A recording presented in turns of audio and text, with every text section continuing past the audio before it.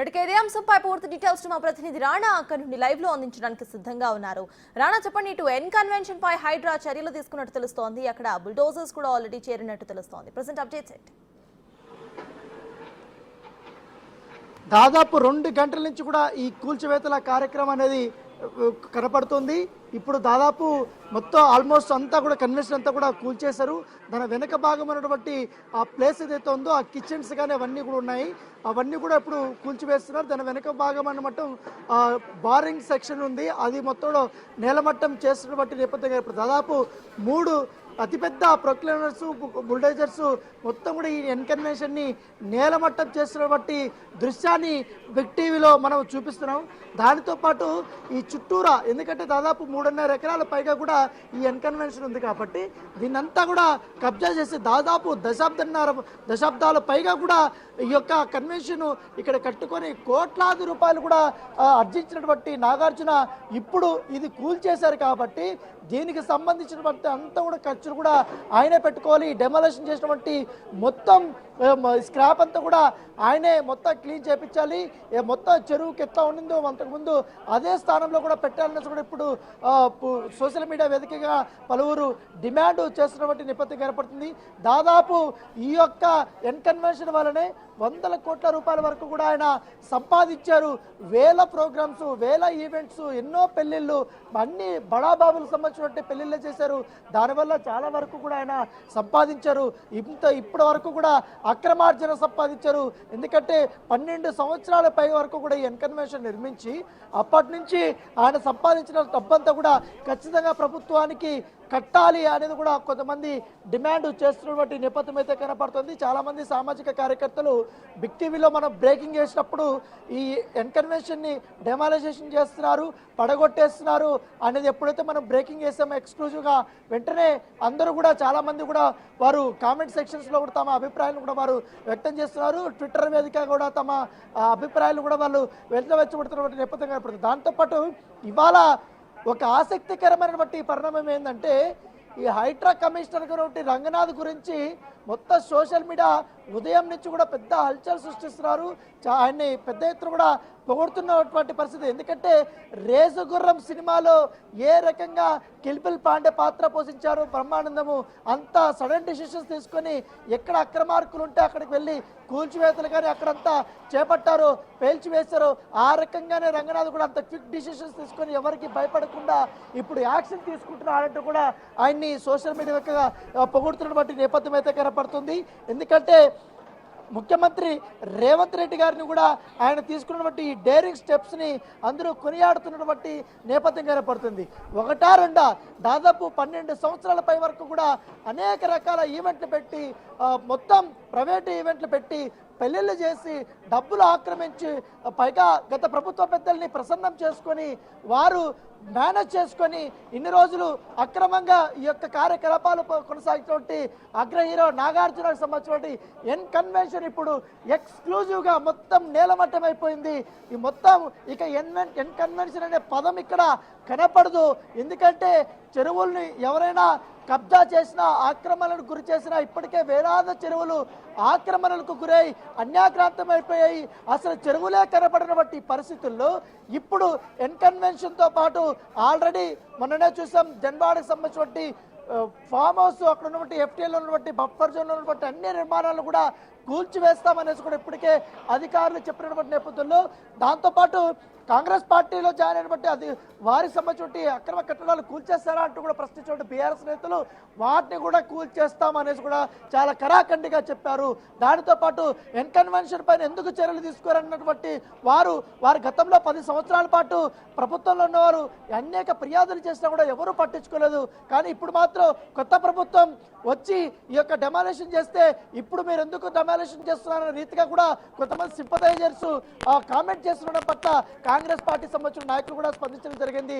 ఎవరు తప్పు చేసినా, ఎవరు అక్రమాలు చేసినా కూడా మా ప్రభుత్వం చూస్తూ ఊరుకోదు, అక్రమ నిర్మాణాలు, అక్రమ కట్టడాలు కూల్చివేసి తీరుతాం, ప్రభుత్వ ఆస్తుల్ని కాపాడతామనేసి కూడా మేము కరాఖండిగా ఉన్నాం. అదే మేము చేతల్లో చూపిస్తున్నాం. మీరు సోషల్ మీడియా వేదికగా ఎన్ని రాజకీయాలైనా చేసుకోండి, ఎంత దుష్ప్రచారమైనా చేసుకోండి, కానీ ప్రభుత్వం మాత్రం అవన్నీ పట్టించుకోదు. యాక్షన్లో ఉంటుంది. ప్రజలకు ఉపయోగపడే పనులు మాత్రమే మేము చేస్తామంటే నిరూపిస్తున్నారు రేవంత్ రెడ్డి సర్కారు. ఎందుకంటే దానికి తగ్గట్టుగానే మనం విజువల్లో చూస్తున్నాం. ఏకంగా ఈ మొత్తం ఎన్కన్వెన్షన్ ఆక్రమించేసి కట్టేసి గోడలు కూడా చాలా పెద్ద ఎత్తున కూడా కట్టేశారు. ఒక పెద్ద ప్రహరీ గోడ ఏకంగా కట్టుకున్నారు. ఈ సామ్రాజ్యం అంతా మాదే అని చెప్పుకున్నారు. ఇప్పుడు ఆ సామ్రాజ్యం అంతా నేలమట్టమైనటువంటి పరిస్థితి విజువల్లో మనం చూస్తున్నాం. కింద కూడా ఆ గోడనంతా కూడా కూల్చివేశారు. ఇంతకు ముందు ఒక పెద్ద ఎత్తున కూడా గోడ ఉంది, ఆ గోడంతా కట్టేశారు. ఎంత క్విక్ యాక్షన్ అంటే, ఎందుకంటే ఇంత భారీ స్థాయినటువంటి సముదాయం ఈ కన్వెన్షన్ దీన్ని కూల్చాలంటే కనీసం గతంలో అయితే వేరే వాళ్ళకైతే 1 డే పెట్టదు, కానీ 2 గంటల్లో మొత్తం కన్వెన్షన్ అంతా నేలమట్టం చేసి చూపెట్టారు హైడ్రా అధికారులు. దాంతోపాటు ఆ పక్కనటువంటి బిల్డింగ్స్ అంతా కూడా ఇప్పుడు కూల్చివేస్తున్నటువంటి పరిస్థితి కనపడుతుంది. ఇప్పుడు మన విజువల్లో ఇప్పుడు రైట్ సైడ్ కానీ మొత్తం ఈ కుంట ఎంత ఉందో, ఈ చెరువు ఎంత ఉందో కూడా చాలా స్పష్టంగా మనం చూస్తున్నాం. ఆ ప్లేస్ అంతా కూడా చాలా వరకు ఆక్రమణలకు గురయ్యి 29 ఎకరాలను బట్టి ఈ చెరువు ఇప్పుడు కనీసం 10 ఎకరాలు కూడా లేదంటే అర్థం చేసుకోవచ్చు ఎంతవరకు అక్రమార్కులు చెలరేగిపోయారు. ఇది చెరువు ఉందని తెలిసినా కూడా ఇక్కడ కొనకూడదని తెలిసినా కూడా, ఒకవేళ కొన్నా కూడా నిబంధనలు ఉల్లంఘించామని తెలిసినా కూడా వీరు అనుభవించడమే కాకుండా ఇక్కడ అపార్ట్మెంట్లు కట్టేసి ఇతరులకు అమ్మేసి భారీ స్థాయిలో కోట్లాది రూపాయలు వీళ్ళంతా కూడా ఆర్జించారు. ప్రభుత్వానికి సంబంధించినటువంటి ఈ యొక్క భూముల్ని కొల్లగొట్టారు. ఈ అక్రమార్కులు అందరూ కూడా ఇప్పుడు జైలుకు పంపించే బాధ్యత ఆసన్నమైనదంటూ కూడా ఇప్పటికే కామెంట్ సెక్షన్స్లో వాళ్ళు చాలామంది అభిప్రాయాలు కూడా చెప్తున్నటువంటి నేపథ్యం అయితే కనపడుతుంది. సో నేను చూపిస్తున్నాను, గతంలో ఈ ప్లేస్లో కూడా ఎన్కన్వెన్షన్లోకి ఎవరైనా ఎంటర్ అవ్వాలంటే ఎంత ప్రాబ్లం ఉండేదంటే, ఇదొక పెద్ద సామ్రాజ్యమైనట్టు, పెద్ద ఇదొక్కటే తమకే సొంతమైనట్టు కూడా ఇన్ని సంవత్సరాలు కూడా వాళ్ళు కలరింగ్ ఇచ్చారు, ఎవరిని కూడా రాలేదు. కానీ ఎన్కన్వెన్షన్ని కూల్చివేస్తున్నామని చెప్పగానే వెంటనే ఇక్కడ పనిచేసేబట్టి ఆ మేనేజర్స్ కానీ నాగార్జున సంబంధించిన వారు కానీ ఈ యొక్క ఎన్కన్వెన్షన్ వ్యవహారాలు చేసేటువంటి అక్కినేని కుటుంబం కానీ వాళ్ళందరూ కూడా ఉటానే ఇక్కడికి చాలా మంది కూడా వచ్చారు. కానీ నాగార్జున మాత్రం ఈ కన్వెన్షన్ మీద ఎటువంటి స్పందన రాలేదు, ఏం మాట్లాడలేదు, కనీసం దీనిపైన పట్టించుకునేటువంటి పరిస్థితి అసలు ఏమి జరిగినట్టు కూడా చెప్తున్నారు. మొత్తం సోషల్ మీడియా వేదికగా, మెయిన్ స్ట్రీమ్ మీడియా వేదికగా ఇప్పుడు ఎన్కన్వెన్షన్ కూల్చివేత అనేది హైలైట్ గా కూడా మనకు కనపడుతున్నటువంటి నేపథ్యం కనపడుతుంది. ఈ ఎన్కన్వెన్షన్ ని కూల్చివేయడానికి గతంలో ప్రభుత్వానికి ఎన్ని ఫిర్యాదులు చేశారో చాలా మంది సామాజిక కార్యకర్తలు కానీ, అలాగే చెరువులు కాపాడాలనుకున్నటువంటి వారు కానీ వాళ్ళందరూ కూడా ఫిర్యాదులు చేస్తారు.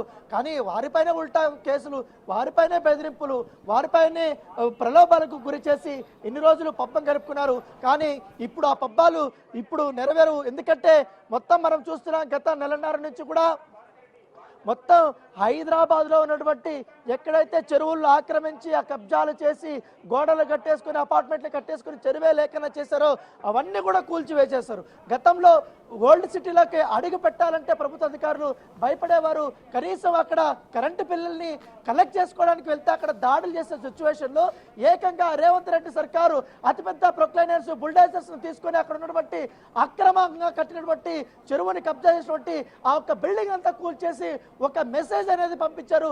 ఎక్కడ ఏ ప్లేస్ అయినా ఎవరికి భయపడే ప్రసక్తి లేదు.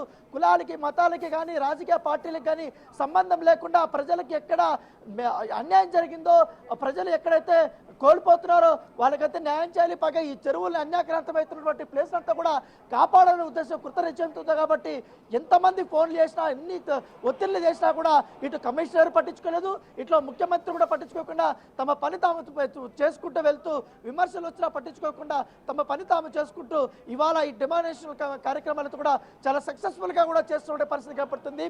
ఎందుకంటే ఈ హైటెక్ సిటీ ప్రాంతంలో నడి బొడ్డున ఉండేది ఎంత కాస్ట్లీ, ఎంత ఏరియా, 100 కోట్ల రూపాయలు విలువైనటువంటి ఈ భూమిని ఇన్ని రోజులు కబ్జా చేసి అక్రమంగా కూడా వాడుకున్నటువంటి పరిస్థితి కనపడుతుంది. అయితే పాటు దీని చుట్టుపక్కల ఉన్నటువంటి అపార్ట్మెంట్లంతా కూడా కూల్చివేయాలని కూడా ఇప్పటికే చాలా వరకు కూడా ఫిర్యాదులు వస్తున్నాయి. అవి ఏ అపార్ట్మెంట్ కానీ ఎంతవరకు బఫర్ జోన్లో ఉంది, ఎంతవరకు ఎఫ్టీఎల్ జోన్లో ఉంది, ఎంతవరకు చెరువుకు సంబంధించిన భూమి, ఈ చెరువుకు సంబంధించిన అన్ని రికార్డులు కూడా పరిశీలించారు. కాబట్టి ఈ రికార్డులో ఉన్నటువంటి ఆ చెరువు భూమినంతా కూడా పూర్తిగా తమ ఆధీనంలోకి ప్రభుత్వం తీసుకోబోతుంది. ఇవన్నీ కూడా కూల్చైపోతున్నట్టుగా మనకు సమాచారం అందుతుంది. దానితో పాటు వీళ్ళకందరికీ కూడా నోటీసులు ఇచ్చారు. నోటీస్ ఇచ్చిన వాళ్ళందరూ కూడా ఖాళీ చేసేయండి, ఎట్లాగో కూల్చేస్తారు. కానీ చాలా మంది ఇప్పటికే ఆ ప్లాట్స్ కొనివేస్తుంటారు, వాళ్ళందరూ కూడా జీవనం సాగిస్తుంటారు.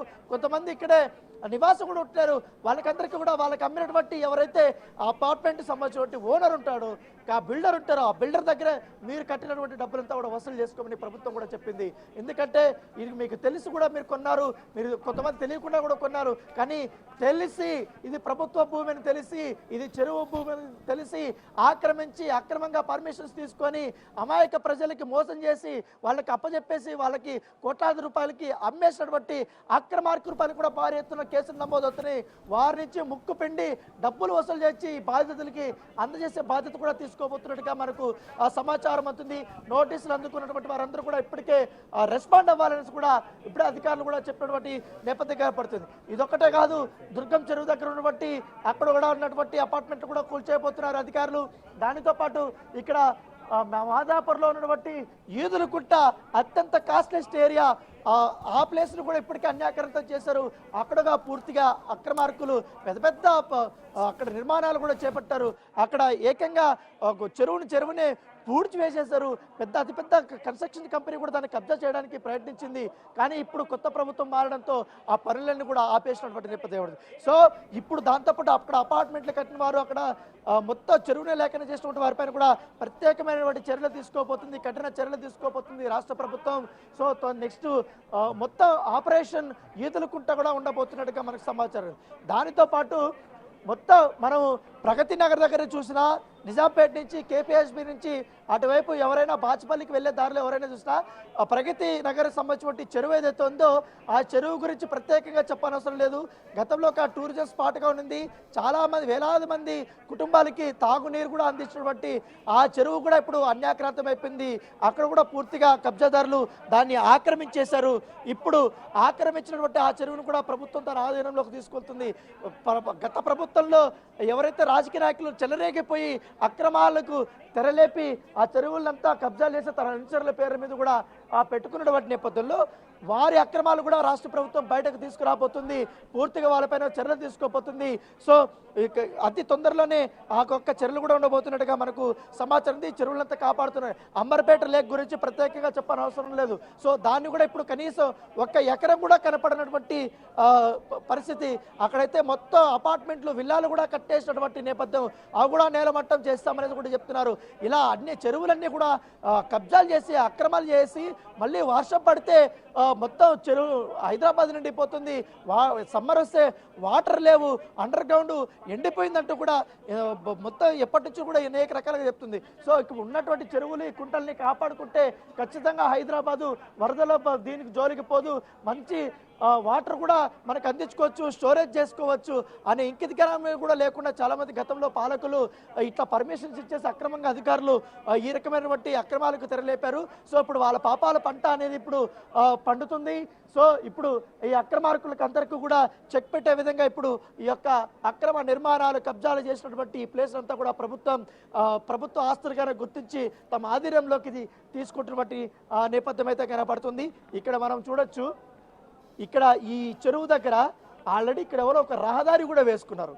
ఇక్కడ వరకు మొత్తం ఆల్రెడీ ఎన్కన్వెన్షనే కబ్జారా నాయన అంటే ఇక్కడ ఒక రహదారి వేసుకుని అక్కడ వేరే చోటుకి అక్కడికి నిర్మాణాన్ని చేపట్టడానికి వారు ప్రయత్నాలు చేశారు. వారు నిర్మాణం చేపట్టినటువంటి ఆ ప్లేస్కి రహదారిని కూడా ఏర్పాటు చేసుకున్నటువంటి ఆ నేపథ్యం అయితే కనపడుతుంది. నేను కొంచెం ముందుకు వెళ్ళి మీకు నేను చూపిస్తాను. మొత్తం ఎంతవరకు కూడా వీళ్ళు ఈ రహదారులు అనేది కూడా వీరు వేశారనేది కూడా చాలా స్పష్టంగా మనం చూస్తున్నాం. ఇప్పుడు ఈ హుండాయి సంబంధించినటువంటి బుల్డోజర్ ఉంది. ఈ బుల్డోజర్ దగ్గర మనం దారిని చాలా స్పష్టంగా చూస్తున్నాం. ఈ రైట్ సైడ్ ఒకసారి మనం కెమెరామెన్ ప్యాన్ చేసి చూస్తారు. ఈ ప్లేసు కొంచెం ఇప్పుడు మనకు విజువల్లో చూపిస్తున్నటువంటి ఈ ప్లేస్ కూడా బఫర్ జోన్లోకి వస్తుంది, అది కూడా ఎఫ్టిఎల్ జోన్లోకి వస్తుంది. అది కూడా ఈ చెరువుదే, ఆ భూమి కూడా చాలా స్పష్టంగా ఉంది. అది కూడా పూర్తిగా ఇంకా డెమాలేషన్ చేయబోతున్నారు. అక్కడ చాలా సంవత్సరాల నుంచి కూడా అక్కడ వాటర్ ట్యాంకులు, చాలా వేలాది వాటర్ ట్యాంకులు నిత్యం అక్కడ తిరుగుతూ ఉంటాయి. అక్కడ నుంచి అక్కడ వాటర్ ప్లాంట్ కూడా అక్కడ ఏర్పాటు చేసుకున్నటువంటి నేపథ్యం కనపడుతుంది. అవి కూడా ఇప్పుడు నేలమట్టం కూడా చేయబోతున్నారు. ఆల్రెడీ ఆ పెద్ద కొండ కూడా ఉంది, ఆ కొండను కూడా అటువైపు తవ్వేశారు. ఆల్రెడీ అపార్ట్మెంట్లు కట్టేసుకున్నారు. దీని పక్కన యశోద హాస్పిటల్ ఉంది, మరి అటువైపు కోహినీర్ పెద్ద పెద్ద అపార్ట్మెంట్ బిల్డింగ్లు కూడా కనపడ్డాయి. సో ఇవి కూడా ఈ బఫర్ జోన్లోకి వస్తాయా, ఈ చెరువుకి సంబంధించిందేనా, ఈ 29 ఎకరాల్లోకి ఇది వస్తుందా లేదనేసి కూడా అధికారులు వారు చెక్ చేస్తున్నారు. ఒకవేళ కానీ 29 ఎకరాల్లో ఈ భూములు కూడా వస్తాయంటే వేల కోట్ల రూపాయలతో అత్యంత ఖరీదైనటువంటి హాస్పిటల్ కట్టినటువంటి వారు, అక్కడ పెద్ద పెద్ద దాదాపు 30-40 ఫ్లోర్లు కట్టినటువంటి ఆ పెద్ద పెద్ద అపార్ట్మెంట్లు కూడా నేలమట్టం చేసే అవకాశం ఉంది. ఖచ్చితంగా అధికారులు అవి చూస్తారు. ఒకవేళ ఇప్పటి వరకు ఈ పరిసర ప్రాంతాల్లో ఉన్నటువంటి వారికి అందరికీ కూడా ఆల్మోస్ట్ ఈ యొక్క లీగల్ నోటీసులు కూడా ఇచ్చారు కాబట్టి ఆ లీగల్ నోటీసులు పెట్టుకొని వాళ్ళందరూ కూడా స్పందిస్తారా, స్పందించకపోతే ఈ కూల్చివేతలు తగ్గారు. చాలా మంది కూడా కోర్టుకి వెళ్ళాలని ప్రయత్నిస్తున్నారు. ఆల్రెడీ కోర్టులో కూడా చాలా క్లియర్ కట్ ఇండికేషన్స్ వచ్చాయి. నేను విజువల్లో చూపిస్తాను. ఈ ఎన్కన్వెన్షన్కి ఎన్ని దారులు ఉన్నాయి, చిన్న చిన్న ఏమంటారు సందులు ఉంటాయి, ఆ సందులు కూడా పోలీసులు వదలలేదు. మొత్తం బ్యారికేడ్లు వేసుకొని అక్కడ కూర్చొని ఎవరిని కూడా ఇక్కడ రానియట్లేదు. మేము ఇక్కడికి పని చేస్తున్నాం, ఇటువైపు వెళ్ళాలనుకుంటున్నాం, లేకపోతే మా ఆఫీస్ ఇక్కడ, లేకపోతే మీ అపార్ట్మెంట్లో వాచ్మెన్లుగా పనిచేస్తున్నాం అని చెప్పే వాళ్ళకందరినీ కూడా అక్కడికే ఆపేస్తున్నారు. మీరు ఇంకో దారి చూసుకునేది కూడా చాలా క్లియర్గా చెప్తున్నారు. అక్కడ చాలా పెద్ద స్థాయిలో ఈ యొక్క నిర్మాణాల కూల్చేత జరుగుతుంది కాబట్టి ఈ మూమెంట్లో ఇక్కడ మీరు రావడం నిషేధం అంటూ కూడా అధికారులు చాలా స్పష్టంగా వారికి చెప్పి ఇక్కడి నుంచి పంపించేస్తున్నటువంటి నేపథ్యం అయితే కనపడుతుంది. సో ఈ అక్రమ నిర్మాణం చేసినటువంటి ఈ ఎన్కన్వెన్షన్ కూల్చివేస్తున్నప్పుడు ఉదయం 6 గంటలకే అధికారులు చాలా పెద్ద మంది వచ్చి ఇన్స్పెక్షన్ చేశారు. ఇక్కడ ఉన్నటువంటి మేనేజర్స్తో కూడా మాట్లాడారు. మేము ఇప్పుడు కూల్చివేస్తున్నాం, ఆల్రెడీ మీకు నోటీసులు ఇచ్చామని కూడా చెప్పారు. సో వాళ్ళు మేము మా స్థాయి మా ఓనర్లకి చెప్పాలి, నాగార్జున గారికి సంబంధించిన వాళ్ళకి అందరికీ కూడా మేము చెప్పాలని చెప్పారు. అయినప్పటికీ కూడా అప్పటికి కూడా సో వాళ్ళు వినకుండా అధికారులు కూల్చేశారు. ఇప్పుడు పూర్తిగా ఆ ప్లేస్ అంతా కూడా డెమాలిషన్ అయిపోయింది. సో క్లోజ్, ఇంకా ఆల్మోస్ట్ ఇంకా హాఫ్ అన్ అవర్ 1 అవర్లో ఎన్కన్వెన్షన్ అనేది పూర్తి స్థాయిలో కూల్చివేయబోయారు. సో మళ్ళీ తర్వాత దీని యొక్క మొత్తం తీయబోతున్నారు. ఈ యొక్క